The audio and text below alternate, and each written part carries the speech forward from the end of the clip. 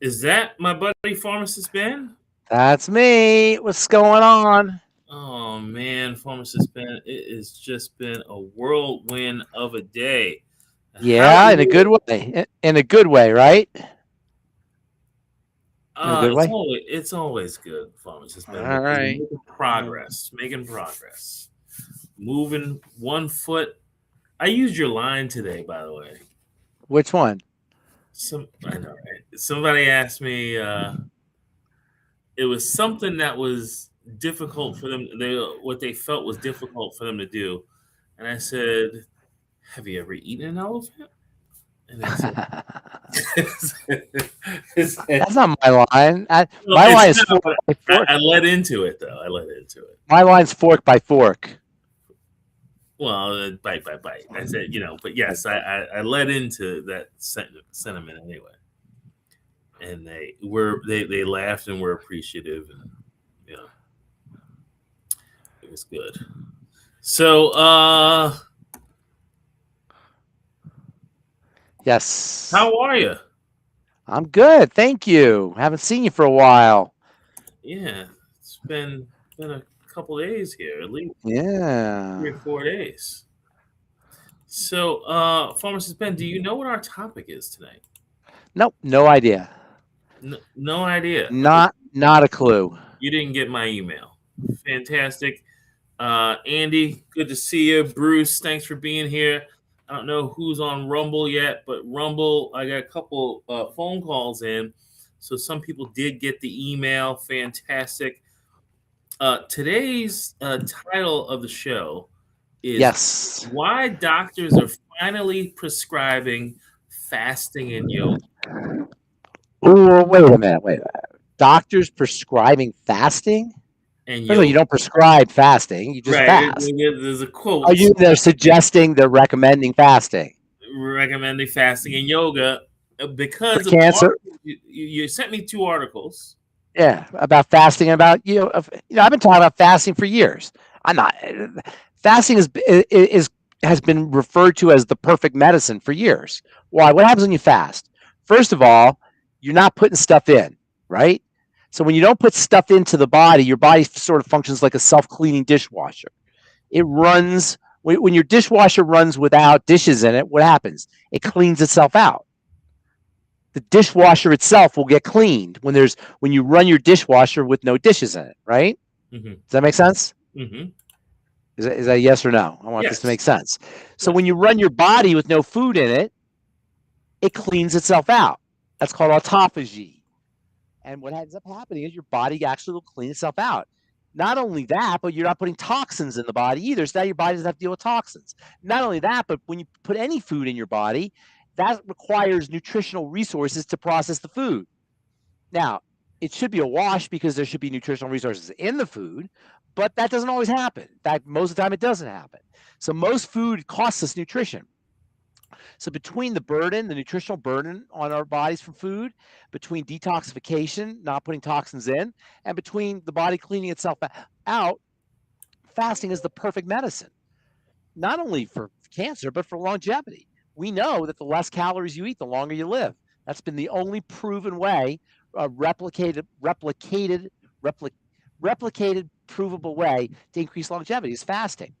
So I've been talking about fasting for years, including for cancer. However, the medical professionals, and this is no knock on doctors, I have to always preface what I say by saying I have a lot of friends who are physicians. They mean well, they're good people.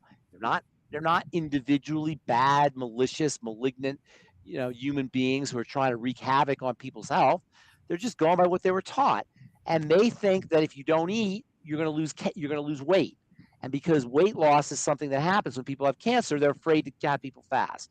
What they don't realize is it's not weight that you need, it's muscle that you need. You don't need fat, you need muscle. So fasting is, in fact, fasting, if you do it right, may help you build muscle. And bodybuilders will fast like the day before they do a contest to cut up a little bit. So fasting is a very, very, very important, powerful, cheap, inexpensive lifestyle protocol that you can incorporate for yourself on your own. And yoga is the same thing. Yoga comes from the Sanskrit word yoke. which means to connect, Mm. to yoke, right? So yoga is really, historically, it was a way to connect to God. It was a religion. It was part of religion. And when we think of yoga in the West, here in this country, and Exercise. we think of it as moving your body, but there's really a lot of yogas. There's yoga of the mind. They call that Raja Yoga. That means connecting to God through your mind, through mind power. There's Bhakti Yoga. That's connecting to God through devotion. There's Karma Yoga. That's connecting to God through work. There's Dharma Yoga. That's connecting to God through your mission, your purpose in life. There's Agni Yoga, which is another kind of yoga. I don't remember what kind of yoga that is. There's also Hatha yoga and Ashtanga yoga. Those are body yogas. I'm sorry. There's also one yoga called hot yoga where you connect to God. Bikram yoga. Hot. Bikram. You call it Vikram yoga. I call it hot Vikram yoga. I call it hot yoga because you connect to God because you almost die in that sauna-like environment. Like you got to say, "Oh God, help me!" Could be. You ever hear sweat lodges? Sweat lodges. Yeah. Sweat lodges. Yeah. Native Americans connect to God in sweat lodges. So yeah, heat is one way to do it. So yeah, they're all ways to connect to God. That's originally what they were for. However, by holding your body in certain positions, you can improve flexibility and improve blood flow and improve the movement of electrical energy. Without even getting into chakras, I'm sure that plays a role too. But if you don't even want to go into that because that sounds a little bit woo-woo, not that I don't believe in it because I do, but you don't even have to go there. You can just talk about electrical energy. So you're facilitating the movement of things when you do yoga, and that is definitely helpful. Was that yoga and cancer? Did I send you an article on yoga and cancer? Yes. Yeah. The body, the body is woefully underappreciated by most of us. And when you do yoga or when you do any kind of physical exercise, you're reminded you have a body. You're focusing on your body. And of course, if you're sick, you want to focus on your body. Your body needs some love, basically. So in a way, I don't know if I ever told you a story. I had a really severe leg accident a few 30 years ago. I'm playing baseball. Did I ever tell you that story? It was a serious. You were rounding second? Yeah, I did. I told you the story. I was messed up. Right. And I remember after they did the surgery and I couldn't walk for like 2 months and I was just laying there with my foot up, my leg up. And I remember feeling how sad my leg was. I could just feel the sadness coming off of my leg. And I tried to send my leg love and compassion and healing energy just mentally. But I remember just feeling the sadness coming off my leg. When we're sick, our bodies are sad. There's a real sadness. You want to think of your body as needing some care and love and attention. Most of the time, we don't give our body any care and love and attention. That was very touching, by the way. What's that? That you felt that your leg I could really feel how sad. I felt how sad my leg was. I really did. And I have praise God, I haven't really been sick. So, but I imagine if I was sick, the same thing would happen. Our bodies need love and they need care, and things like yoga, as well as massage or, therapeutic touch or Reiki or acupuncture. These alternative therapies, they're ways of giving our body attention, giving a body attention that hasn't had attention possibly for a lifetime. For many of us, we don't think of our bodies unless we're sick. Have you thought about your intestine today? Probably yes, not. I did. Okay, well, then maybe you got a problem, but you wouldn't have thought about. Yeah, I was thinking about my intestine as I was peeling off 9 I-26s today. Okay, fair enough. So that's one of the things we in longevity do is we pay attention to the body. But most people don't. They don't pay attention. I'm in the skin business, and people never pay attention to their skin until something shows up on it, right? Mm-hmm. Or your heart. Think of what your heart's doing. Pumping a billion times in a lifetime, a billion, boom, boom, boom, boom, boom, boom. For the most part, perfect. And so what yoga does is it gives your body some love. It gives your body some attention.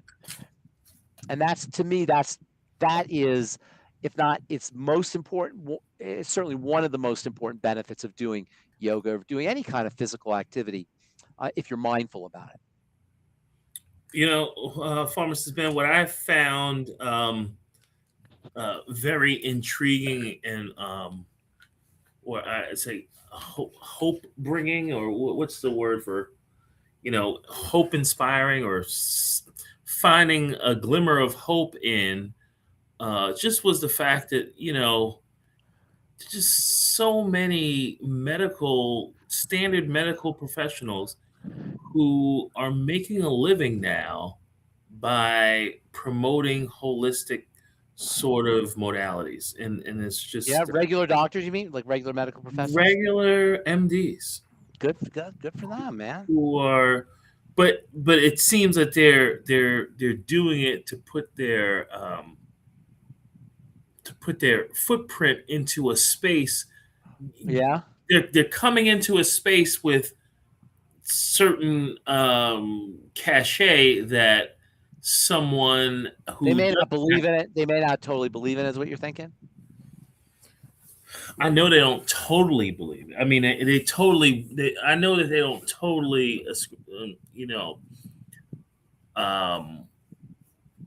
no, they don't totally believe in nutrition, number one, for sure. And they still will prescribe medications for chronic diseases.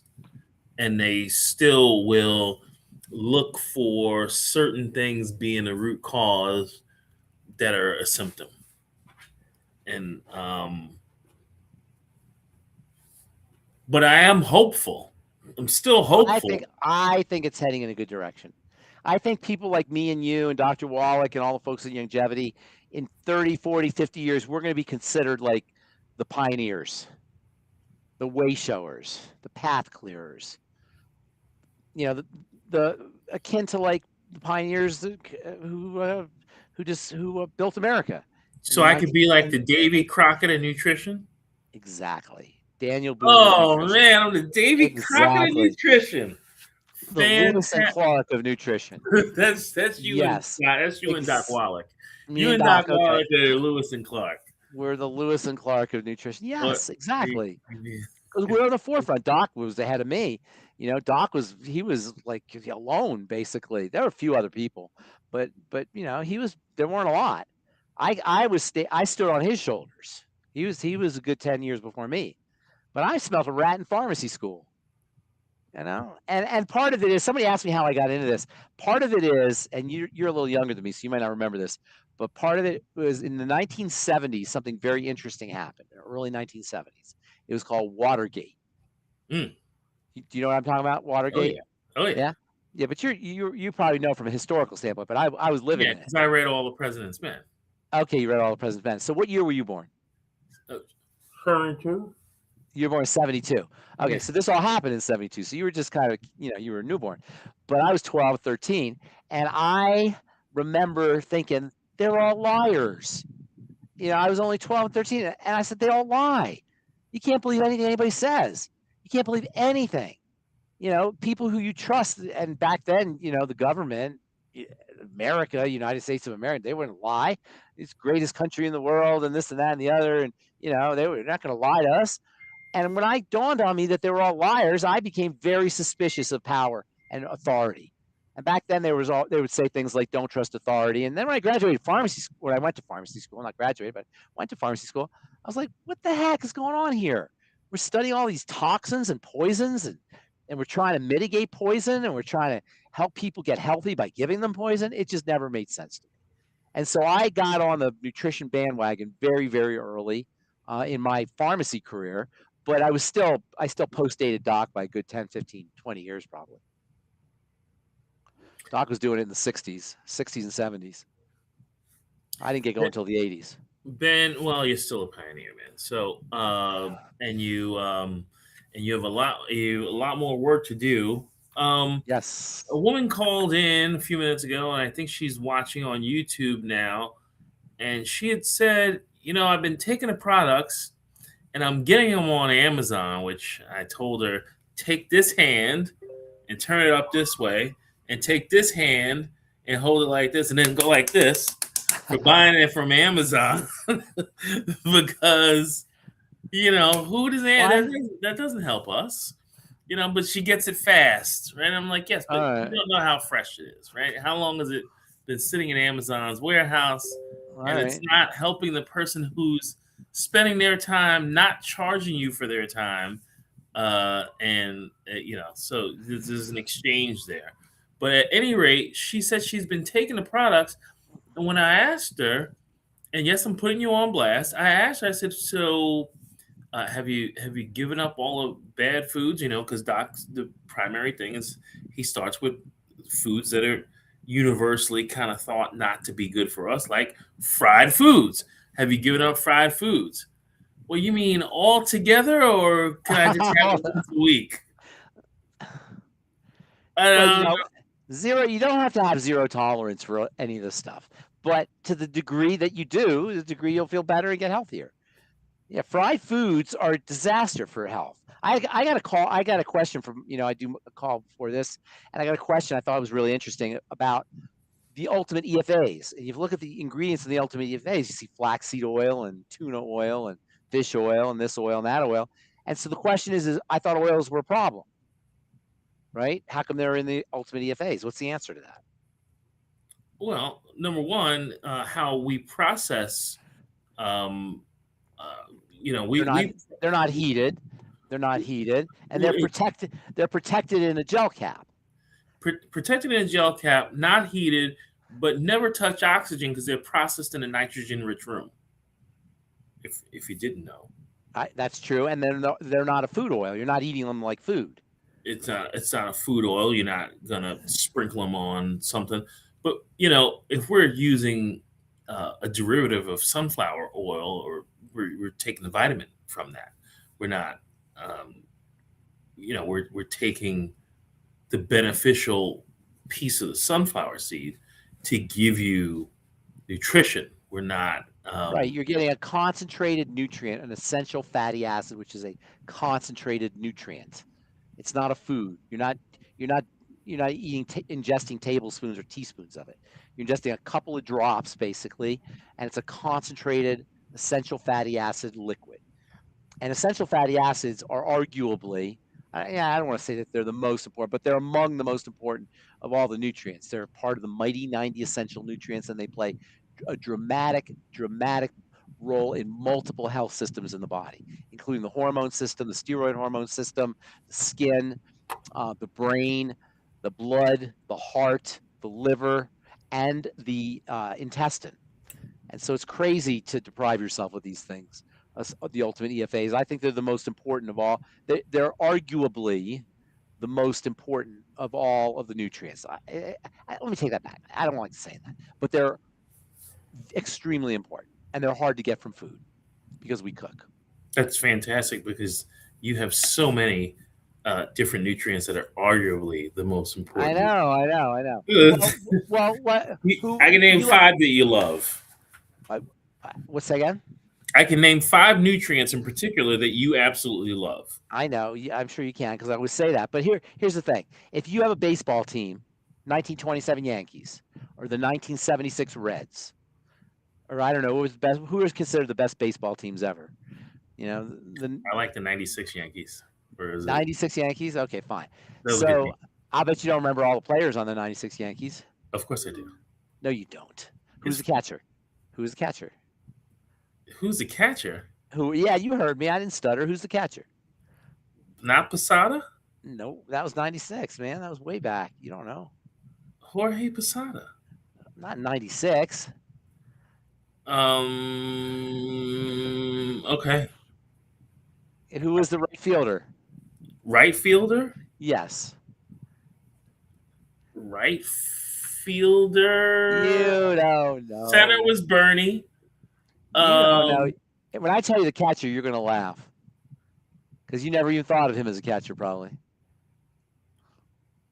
Who? Tino? Who's Tino's first base? No, when I tell you, you're going to be like, he was the Yankee? He was a catcher in the Yankees? Who's the catcher?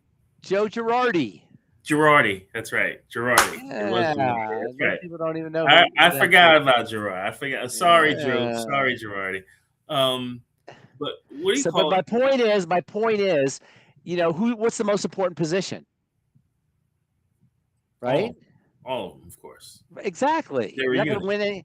Right. It's a team. And that's why, they're all important. All the nutrients are important. The mighty 90 essential nutrients are all important. But I have personal favorites, put it that way. Mm-hmm. And you're right. Thiamine and vitamin C probably. Who played right field? Didn't I just say? Wait. It was. You don't know. You don't I even know do your know. He was Yankees. old No, school. He was. Winfield. he was Was old it school. That's Winfield? true. No, Oh it my was. God. What's his You're name? Wait, terrible. don't tell me it wasn't And Winfield. you call yourself a fan. It was tall guy. What's his name? Tall guy. He was tall. He was mad tall. Is his name? Paul O'Neill. Paul O'Neill. He was not tall. Yes, he was. Who was the third baseman? Third baseman. You don't know anything. You go back to school. Third baseman was that guy. That guy. Who was the second baseman? Second baseman. Nah, you don't know nothing. You don't know nothing about that. Second baseman was Knobloch? No. Mariano Duncan. Mariano Duncan. You don't know nothing. Who was the third baseman? Wade Boggs. No, 96? Yes. You go back. You got to go back to school. You don't know nothing. All right. It's been a long time, man. How many years is that since then? 30 years. 30 years.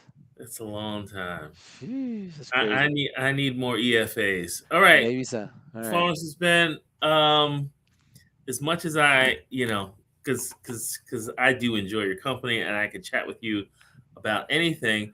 One of the another question I had for you, serious question, was I had a woman mention to me that her oxygen levels were low, and she's been dealing with some real issues, and she spoke to Dr. Randy even, and Dr. Randy's got her on some reparative and a lot of detoxing. What are her symptoms? That's the root. That's the fruit.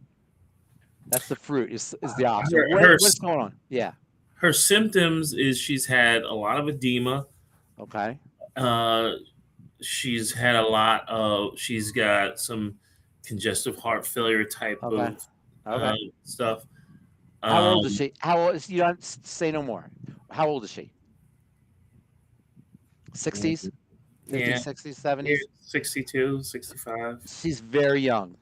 Mm-hmm. When you're that young and you're dealing with congestive heart failure to the point where you have edema and hypoxia, low oxygen, that means something's been going on for a long time. Mm-hmm. So that's good and that's bad.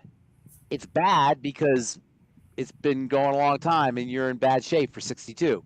It's good because when something has been really dramatic, when a biochemical breakdown is dramatic, you can end it dramatically too.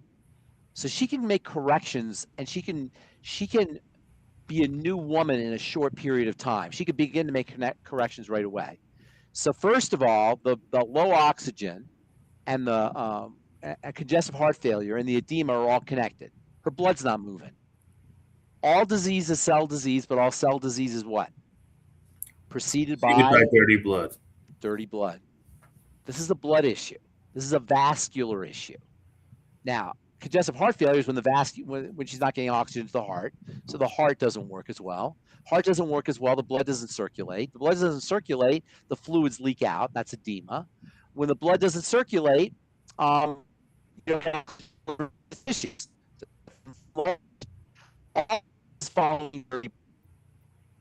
All secondary to dirty blood. So what I would be doing is asking this lady her history about food, mostly starting around food, but there's probably blood sugar issues at this point also. The bad news is there's a ton of things that they're going wrong. That have to go wrong in the body for this to occur. The good news is that's a lot of places for her to work. I-26, food diary, fasting, calorie restriction, all the nutrients. And by the way, and this is, I have to say this because this is really, really important, and we don't emphasize it enough. We talk about the intestine, right? We talk about leaky gut pretty much every call. Certainly every time I'm on, we talk about leaky gut, right? Mm-hmm. Right? We talk about dysbiosis, messed up gut bacteria. We talk about mast cells and histamine and food allergies and food intolerances, etc. Mhm. But what's not recognized is when you have an inflammatory condition in the gut, in the intestine, not only do you now have to deal with toxicity, but you're also going to be dealing with malnourishment because nutrients are absorbed through the intestine. Once the intestine is inflamed, you're not going to absorb your Bs, your electrolytes, your vitamin C, probably your fats and your fatty vitamins, your aminos. You're going to be functionally starving. So in addition to targeting the gut for this woman, which you should be, food diary, eliminating problem foods, daily digest, all that, get on a liquid nutritional supplement program to get some nutrients into your blood so you're not starving. BTT. Get on the BTT and get on it quickly and do small doses. If this woman is serious, who is she exactly? Do you know her? This is a woman who's been using longevity well before I met her. Well, she's not doing it right. Have her come on the call on Friday. I think Dr. Randy identified she's dealing with some toxicity. Have her come on the call on Friday. Okay. Have her come and call on Friday. And then everybody's dealing with toxicity. That goes without saying. Everybody's we can't be alive if you're drinking the water and eating the fish and the ice cream and the milk and the meat. How are you not going to have toxicity? The vegetables, the glyphosate. Of course, you're going to. Everybody's toxic. Jabs. What's that? Jabs. The jabs, all of that. Oh, did she have the jab too? Well, she had some dental work done, and she just all that. But you locus of control. Remember, locus of control. The jab, the dental work. You can't control that. She already had the dental work. Okay, so you can be bummed about it, but you can't really do anything about it now, or the jab. But what you can do is you can stop the stream, the stream of toxicity that's entering into the bloodstream every day, multiple times a day. You with me? That's where you have control.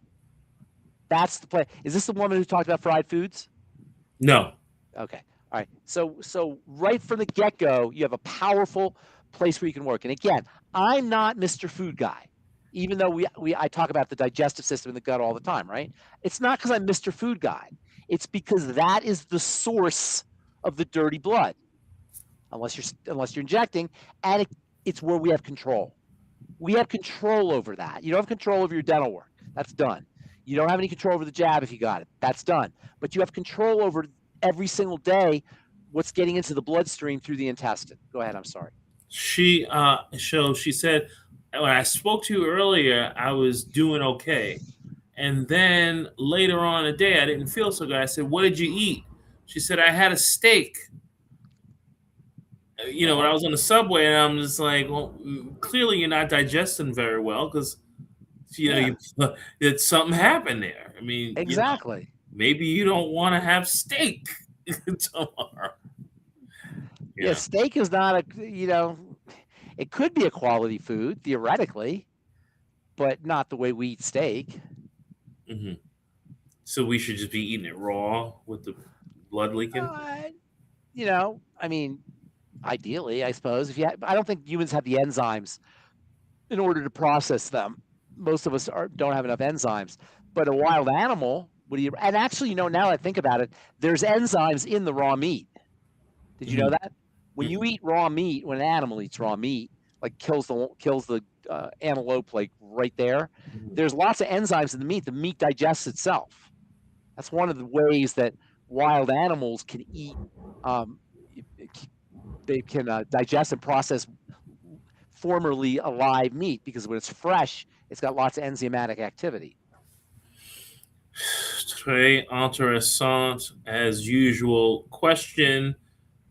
Can you please ask Ben what I can take when I have been eating raw whole vegetables and one fruit a day, but my stomach has severe painful gas since last night? Stomach, chest pain, nausea feeling. What can I take?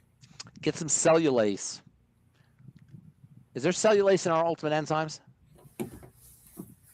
I think there is. Good googly moogly. And start using probiotics too. That might help. Cellulase is an enzyme that breaks up cellulose, and cellulose is a fiber that a lot of people have problems with. Cellulose will feed bacteria if you have a SIBO. So cellulase is an enzyme that breaks up cellulose, and I'm not sure if it's in the ultimate enzymes, but most digestive enzyme supplements will have cellulase in it. It's interesting, though. We had this idea that vegetable. Was I talking about? Did you and I talk about this on our last? Well, I'm familiar with here, and I don't see cellulase. I see protease, amylase, lipase, papain, pepsin, bromelain, oxbile, betaine hydrochloride, and pancreatin. You'd have to get extra cellulase. I'd like to know what they ate, and I'd like to know how often this happens. They said it happened last night, but has it happened before? The true enzyme, I believe, and the Digest-FX have cellulase. Yeah. The TrueZyme,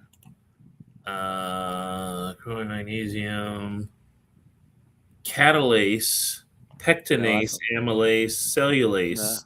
Yeah, cellulase is the one you're looking for. The true enzyme, of course. Dr. Ariaza's got that covered. Dr. Ariaza's the bomb. Yeah, and then Digest-FX also has lactase, cellulase, glucomalase. Wow. I never heard of glucomalase. What is it? Glucomalase? Mm-hmm. I never heard that one. Yeah, Digest-FX, now that I'm reading it, I see why it's pretty doggone good. It's got a proprietary fungal enzyme blend. But at any rate, that's that one. Yes, and we will. Let's get some calls here before we go. I only got 20 more minutes. Well, we got a couple calls. I saw. Yes, Victor, I saw your Yankees answers. He said Wade Boggs hit a key. Go ahead, but Wade Boggs was our enemy for too long for me to call him a Yankee. Paul O'Neill was the right fielder. Who was? Wade Boggs was the right fielder? Who did you say was the right fielder though? Paul O'Neill, like you said. Yeah, Paul O'Neill, right. Yeah, it was Paul O'Neill. But Bernie was the center, and who was the left fielder? It switched because Tim Raines was on one of those teams. Tim Raines, that's who it was. Yeah. Okay, so another question came in from Bruce. Let me see if I could find it. What causes disease? Yeah, Bruce is. Oh, yeah, Bruce. I'm sorry. Let me get this up for you, Ben. You can't see the screen, can you, Ben? Yeah, I think I can. Yeah, I see it. Okay, hang on a second. Where are you? What's that sound? Oh, you hear the ambulances going by and the fire trucks? Ambulance. I'm in this doggone place called New York City. Ooh, I was there last week, man. Holy moly. Yeah, not your. That is not an easy place to be. Not your cup of tea, huh? No siree. Yeah, well, welcome to the jungle. So now, welcome to the jungle. Let's see here. What do you think of this, Pharmacist Ben? Oh my gosh, that person has got to be very old and very sick. Make it bigger. What makes you say very sick? Put it on. I'll tell you why. Make it bigger. Okay, I can't make it bigger in this format, but I can do it elsewhere. Hang on. What makes you say that? Because the skin is the canary in the coal mine, and to have that kind of dramatic, it's not even the skin. That's more like it's the skin technically. It's the part underneath the skin where the blood is, the dermis. And for that to be that wounded and that traumatized means there's some serious metabolic issues. Well, I'd like to see it a little closer. Is a person very old? Yeah, I do Like believe that I 80s do. or 90s, 80s or 90s. You know what? Bruce would have to. Bruce, how old is the person in the picture? Um, I would have to. I would have to say likely 80s or 90s because Yeah, that's a Bruce. very that doesn't happen unless there's been a lot of breakdown. I think Bruce mentioned that he lives in a retirement community. That's what it looks like. People in retirement communities typically don't get the right kind of food, and they're breaking down. Yeah, that's very significant. That's a very significant issue. So, look, in a perfect world, that's very treatable. But by the time the body gets to that point, that means it's been breaking down for so long, it's been suffering from lack of care for decades. So most of the time, you're not going to like put the brakes on it and then change your entire life, right? But theoretically, there's tons you could do with that. I would be pounding the BTT first of all, lots of vitamin C.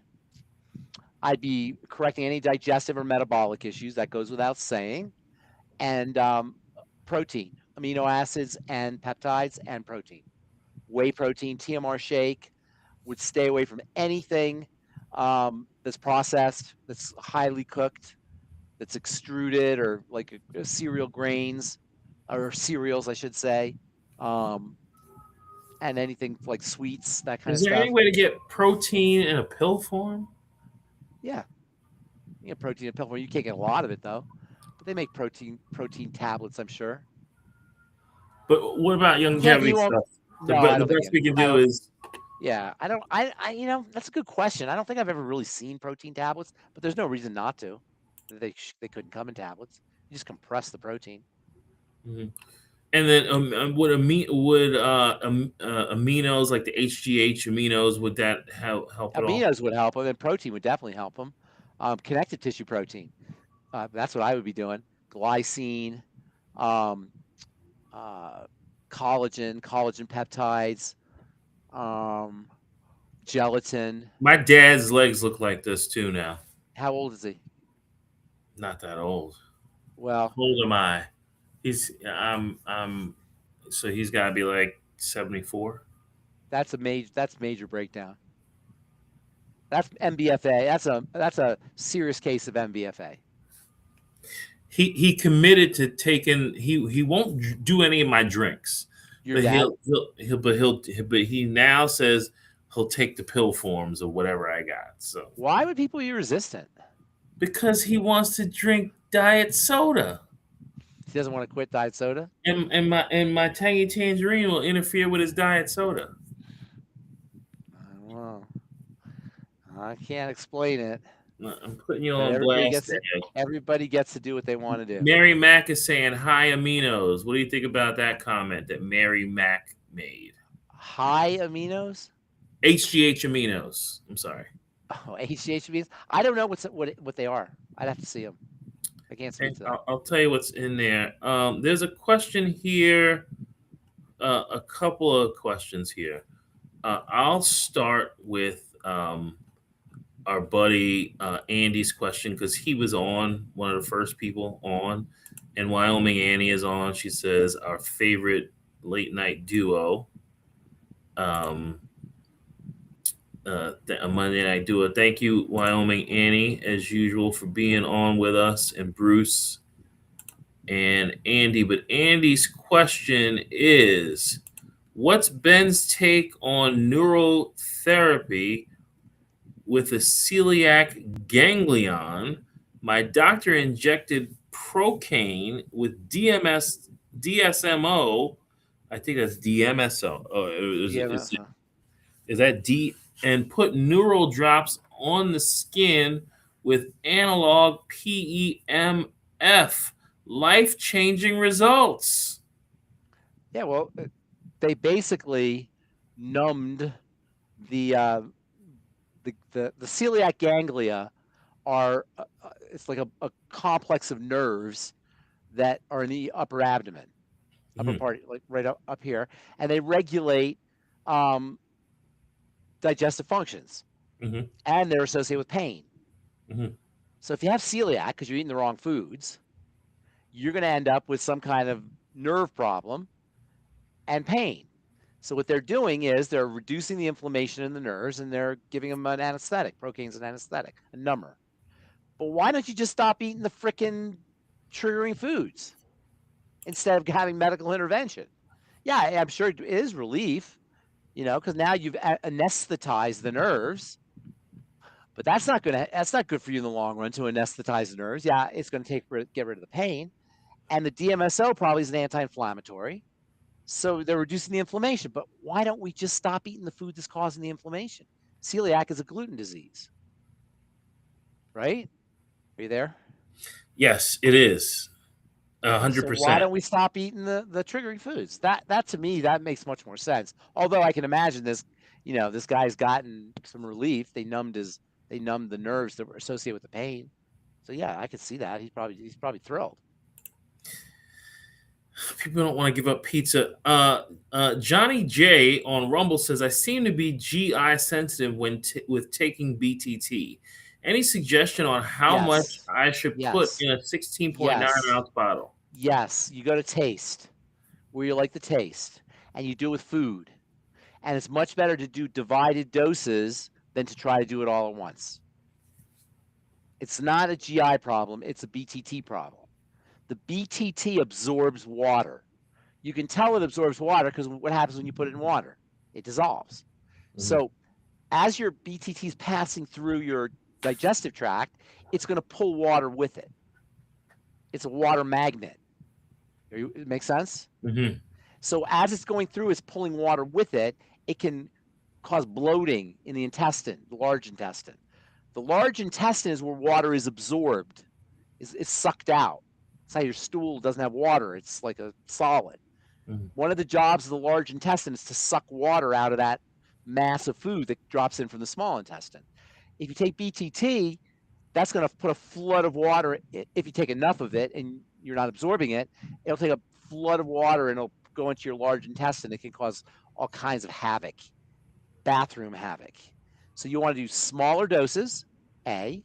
You want to do divided doses throughout the day, B. And you want to take it with food, C. And BTT is a great beverage to take with food, by the way. If you like to drink something with your meals, BTT is perfect.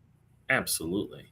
You're going to get all those nutrients, and your digestive juices will be going, so you'll be able to you'll maximize the absorption. Cindy Lou, is guar gum safe in products? There's a lot of controversy on guar gum. I wouldn't do a lot of it orally, but a small amount's not going to hurt you.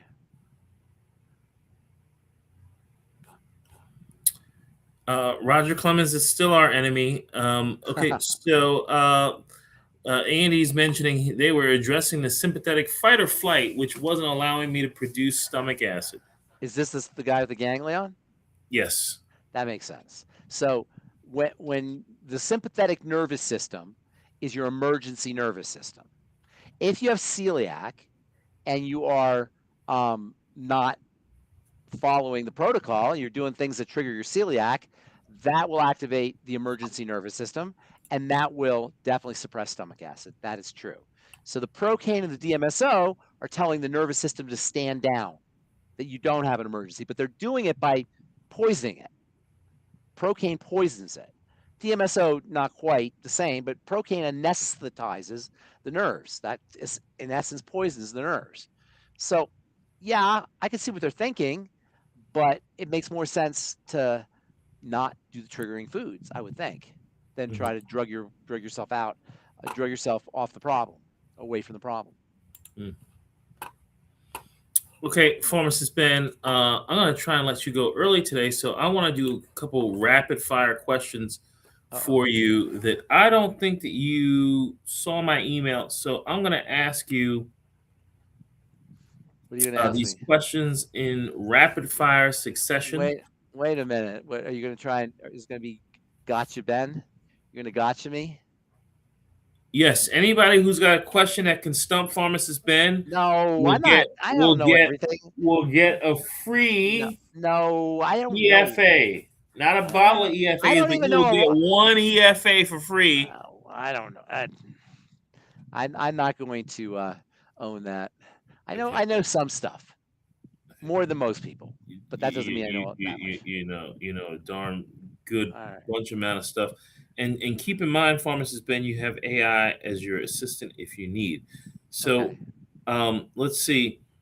Tonight's show, Pharmacist Ben, I'm going to ask you some questions about certain pharmaceutical drugs. Okay. And you're going to tell me what we might do to prevent needing to use them.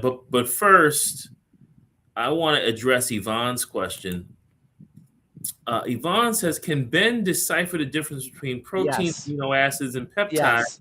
Yes. Okay, Yeah, that's a good we've question. done that before, but go right ahead. All right. A protein is a very complex molecule that's made up of lots of peptides. Technically, they call them a polypeptide. So protein is made up of a bunch of peptides. They could be wrapped around and they're very complicated. They'd be globular and like a ball of yarn. Think of a pearl necklace. A pearl necklace is made up of pearls, right? The pearls are the amino acid. The necklace is the peptide.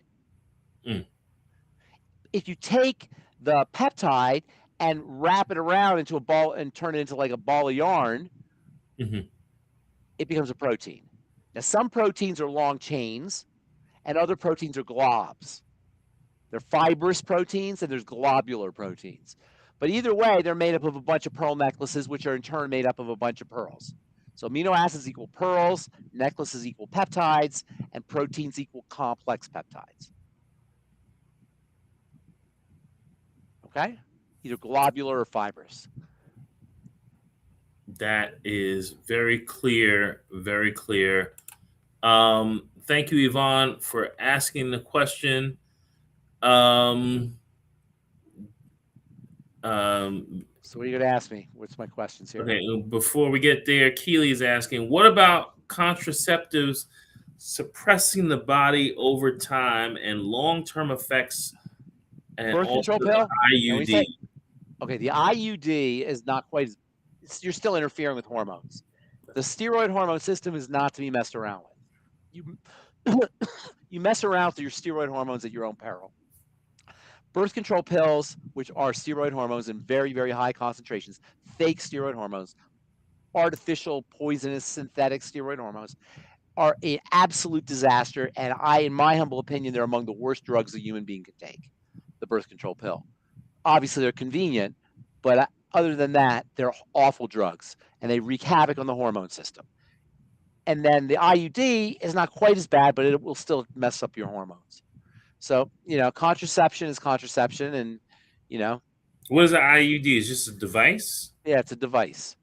Okay. Intrauterine device, IUD, intrauterine device. How is that device problematic? Because it changes. Yeah, well, you're putting something in your body. It's going to change the hormone system. Is it medicinal, the device? No, it's not necessarily medicinal. It's mechanical, but the fact that you now have a mechanical substance in your uterus is going to affect how hormones are secreted. You can't put something. You can't put a solid object in your uterus and not change the biochemistry. You're changing the structure, which means you're going to change the function. Okay, well, Keely, I guess he's answered that. Your thoughts about the injections for birth control? They're awful. They're awful. The human body is designed to give birth. That's its main role in life, is to give birth. So the only way to have a sperm meet an egg, or the potential for a sperm to meet an egg, to be sexually active and not have a baby, is to completely overwhelm the system, because it's designed to make babies. We're designed to make babies. That's our role as biological entities. So everything is set up to make babies. So if you're going to be sexually active and expect to not make a baby, you've got to go out of your way, either with a serious drug or a mechanical device, or a prophylactic, a condom. But you have to really go out of your way to not make the baby, because the body wants to make babies. In fact, you probably know this, we have a fertility epidemic in this country. Around the world. Well, yeah. Around the world, there's a fertility epidemic, which tells you we must have really mucked up the system because the body is designed to make babies. So for us to have a fertility epidemic means we must have really done a number on our biochemistry and on the environment, which of course we have. Bruce is asking, what are the chances of coming back healthy after a colostomy bag has been surgically installed? Lots you could do. You have to change the way you eat. You have to completely change your life. But yes, there's lots you could do. Absolutely. I don't know. I'd have to get some more details. Would a doctor remove the bag after 90 days? Is that possible? Yeah, absolutely. I told Bruce no, that tell a person don't get the bag, because me personally, I have 2 people in my family. They told them, oh, and get the bag. We're going to fix you up. And they were dead within a year. Is that right? Well, if you need the bag, you need the bag. There are people who live, there was a football player, Rolf Benerski. He was a kicker for the Chargers. And he didn't have the bag while he was kicking, did he? Yeah, he did. No, he did not. Yeah, he did. He played football with it. So yeah, you can have a good life with the bag. You hear what Victor's saying? Vitamin E and salt help with fertility. In civilizations where women eat little salt, they have fewer babies. Vitamin E, the technical name for vitamin E is tocopherol, which means to bear children. Tocopherol means to bear children. Vitamin E is the quintessential fertility vitamin because it protects the sperm and the egg. Vitamin E is a really interesting vitamin. And arguably it's the most important. No, I'm just kidding. It's not. I just said that for your benefit. I was sitting there like, I was kidding you. I figured you'd get a kick out of that. Okay. All right. We missed rapid fire. Okay. So everybody, tocopherol, Andy, is to bear children. Tocopherol means to bear children. Tocotrienols are different. And that goes to the whole fascinating nature of vitamin E. So you have the vitamin E. Vitamins are a family.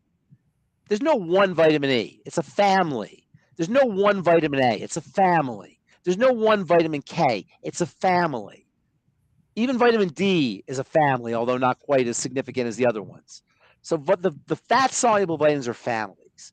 Vitamin E is made up of 8 children. The molecule called vitamin E has 8 versions, derivatives. They're all considered vitamin E in the sense that they're found together in nature. You need to have them in the diet. You can't make it. But there's 8 versions of it, or 8 varieties, we'll say. You have 4 that are called tocopherols, and you have 4 that are called tocotrienols: alpha, beta, delta, and gamma. I think that's it. Alpha, beta, delta, and gamma. Alpha, beta, delta, and gamma. Okay, yeah, somebody say that. Alpha, beta, delta, and gamma, right? And each one of them has a little bit slightly different effect in the body. The most common one is alpha tocopherol. That's the most common form of vitamin E.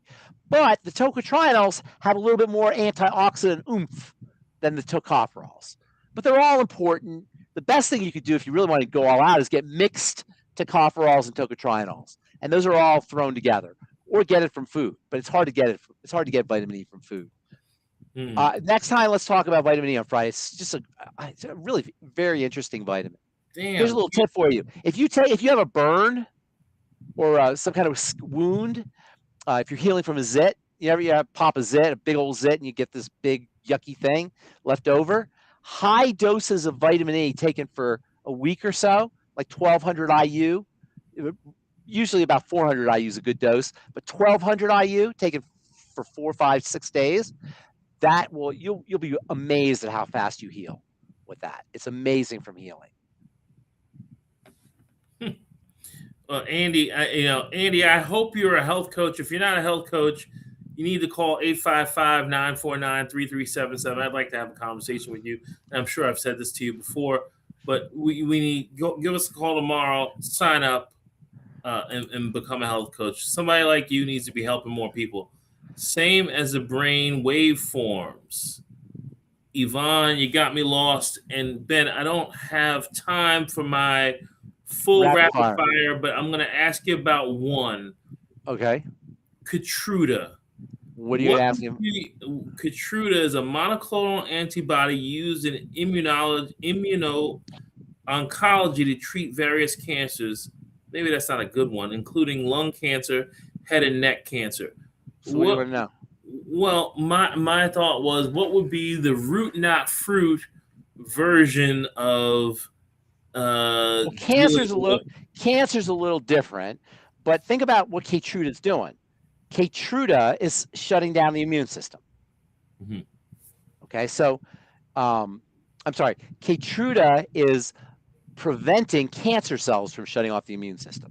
One of the things cancer cells do is they suppress immunity so they can survive, because the immune system will kill the cancer. So cancer cells have a mechanism for suppressing immunity. You follow? They have a way of hiding themselves, of protecting themselves from the immune system. They can disguise themselves. They have all kinds of tricks. Cancer's brilliant. Cancer cells have a way of taking advantage of mechanisms where the immune system is suppressed for their own benefit. Keytruda prevents cancer cells from disguising themselves. That's a good way to put it, so that your T cells can recognize them and kill them. Cancer cells are masters of disguise. And now, so it's this like kind of like it's this you know how like with a war metaphor, like one country will come up with a weapon, another country will come up with a way to protect themselves from that weapon, and then the other country will come up with a way of taking care of the protective device that this other country came up with. They'll go back and forth. Or in football, they'll have offenses and they'll come up with fancy plays, and the offenses will be going crazy for a couple of years. Then the defenses will catch up and they'll come up with ways of, it goes back and forth like that. Well, that's kind of what happens with cancer cells. Cancer cells have a way of disguising themselves and hiding themselves. And we, scientists, drug companies basically, have ways of overriding those mechanisms. I was just reading of a really cool one where they're actually making receptors, synthetic receptors that actually have an antibody that can target specific cancer cells. There's all kinds of stuff they're doing now with genetics to produce, for lack of a better term, heat-seeking missiles for specific cancer cells that just kill that cancer cells. Those are called monoclonal antibodies, these drugs, and they're not just used for cancer, they're used for lots of things. And these monoclonal antibodies are, number one, extremely expensive, thousands and thousands of dollars a month. And number two, they're heavily advertised. In fact, most drug advertising, probably 80% of at least 80% of drug advertising is for monoclonal antibodies. That's the ones you see advertised. There's a few other ones they'll advertise, but the bulk of ads are for these new drugs because the profits are so huge, and insurance companies pay for them. Pharmacist Ben, take a stab at how much annual sales last year was for Keytruda. Billions. Take a number. Pick a number. Well, I'll put it this way: it probably costs $10,000 a month at least for Keytruda. Okay, but so you're talking about $120,000 a year for a patient, for one person. Okay. So I'd say probably, I don't know, $50 billion. $30 billion. Yeah, I can see that. 30 billion. Yeah. We're in the wrong business. Yeah. but yeah, Pharmacist Ben, I'll let you go there. Yvonne wants to know, what's the best vitamin E? The best vitamin E in terms of brand, or in terms of, what do you mean by best? I don't know what that means. The best brand? No, I don't think she's talking about brand. Alpha tocopherol. It's not. There's no theta. She's saying brainwaves. I see. No, it's alpha, beta, delta, and gamma. There's no theta tocopherol. It's alpha, beta, delta, and gamma. But she's right. There's alpha. You know about brainwaves? A little bit. Yeah. Alpha. There's alpha brainwaves, beta, theta, delta, gamma. And I was just reading of another one. They keep finding new ones. But activating your alpha and theta brainwaves is a very important part of health. We can talk about that next time. Mm-hmm. You ever hear the Silva method? Do you ever hear of Jose Silva, the Silva method? No. My histamine intolerance improved quite a bit by cutting down on meat consumption and replacing meat with whey protein and eggs. Why is this? It could have a lot of things. It could have to do a lot of things. I'd have to see what kind of meat you're eating, first of all, and how you're cooking your meat or what you're putting with your meat when you're cooking it. I don't know what that means, meat consumption. It could be all kinds of stuff. But proteins are typically allergenic, and while meat proteins usually don't have a problem with, I'd have to see what kind of meat they're eating. Whey protein actually is very nourishing for bacteria, so that makes sense. And I don't know. I'd have to see what kind of meat you're eating. Why are people injecting with peptides? Peptides are trigger healing. Many peptides trigger healing, change biochemistry, and have therapeutic benefits. And they're easy. They're relatively cheap, and they're not drugs. They're not pharmacology. Your body doesn't have to detoxify them like they do drugs, and you can get some good benefits with injecting. You don't mind people injecting them? It's not like a drug. It's certainly not like a drug. You don't have to detoxify them like a drug. Remember, drugs are poisons. Peptides aren't poisons. But still, I like to think of the body as self-contained. Like you could get everything you need from foods and supplements and nutrients. Peptides are not in that category, but there are I've seen some pretty good benefits with peptides. Injectable peptides. Well, Pharmacist Ben, it's that time again. I appreciate all the times and in Keeley and everybody else. Friday, we have to figure out what we're going to talk about. I have to watch this show again because you gave so many unexpected great nuggets, and we appreciate you. And last parting words, do you want anybody to join the team? Yes, we want to train you to be like AJ and me. We will train you so that you will know what we know, and you'll be able to help people like we're helping people. Get out there, sign up under AJ or under myself or whoever you're signing up under. We will train you. We will teach you. You'll learn the longevity products. You'll learn how to help your friends, your loved ones. You'll learn to understand health. So you're not a victim when you go to the doctor, and you don't have to just do whatever the medical professional happens to tell you what to do, because you'll be able to ask good questions and you'll understand your body. We'll train you in health from A to Z. And you'll make money. Bonus, you'll make a good living. Some people make quite a significant living. Absolutely. Some people make a lot of figures every month doing this. A lot of figures doing this. That's right. You're the man, Pharmacist Ben. We will see you on Friday.